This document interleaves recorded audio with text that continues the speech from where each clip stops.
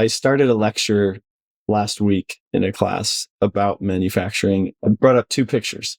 And one was a picture of like some fancy Lamborghini, and the other one was a Honda Civic. And I said, okay, I want to ask you a question. If you're going to spend your career designing one of these products, which one would you rather? And most students are like, oh, the Lamborghini, that's cool, right? I said, okay, let me ask that question again, different way. Would you rather spend your career designing a really cool toy for a few rich people, or a product that millions of people are going to use every day to get to work and live their life? You ask the question that way and the answer is kind of obvious. But yeah, a lot of students, like, they think, oh man, if I'm not at this super cool company, if I'm not at SpaceX, if I'm not at Blue Origin, what am I doing? And like, I don't know. I worked at CAT on starters and alternators, which seems kind of boring, but I was fascinated by. And at the end of the day, like, there's tens of thousands of guys like you who every day you depend on these products to start and charge a battery and do what you do, right? Like, that's really cool. Who wants to run a 90 ton? Who wants to run a 390? And who wants to run a 15 ton? I guarantee you everybody in the room would be like, well, I want to run the 390 is way more fun. But yeah. Exactly. But okay, well, there's less 390s in the world and more 315s. And the 390, the job that the 390 is on, it's probably staying there for a year minimum or 6 months minimum. And you're baling dirt and you're loading a rock truck every day. The 315, I explain this to my guys, is, you're on a different job site probably every 5 days. It's a more kind of technical machine. You tighter areas, you're doing swaling, drainage work, you have a grading bucket, or a rototilt and so it's kind of the same thing. It's like, and a lot of the guys, once you explain it like that, it's like, oh yeah, you're right.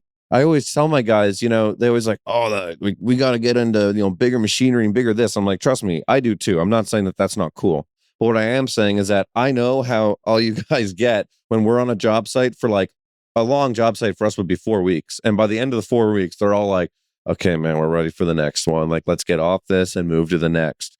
And I kind of explain, I'm like, well, when you're on that bigger machinery, you're not moving a 90-ton excavator every 3 weeks. You just wouldn't be doing that. So I think that it's kind of the same way. And I find that in the next generation as well, too, I don't know, there's almost a sense of which is good, a sense of like, I'm not content where I am and I want to keep pushing, and that's good. But I think there's also a sense of just, they see with like social media and what they see online and what they're told is really cool. And they kind of have this sense of expectation versus reality. I think that that's really important for the next generation right now, to understand that expectations are not reality. It's great to have those expectations and hopes and dreams, trust me, or else we would not all be where we are.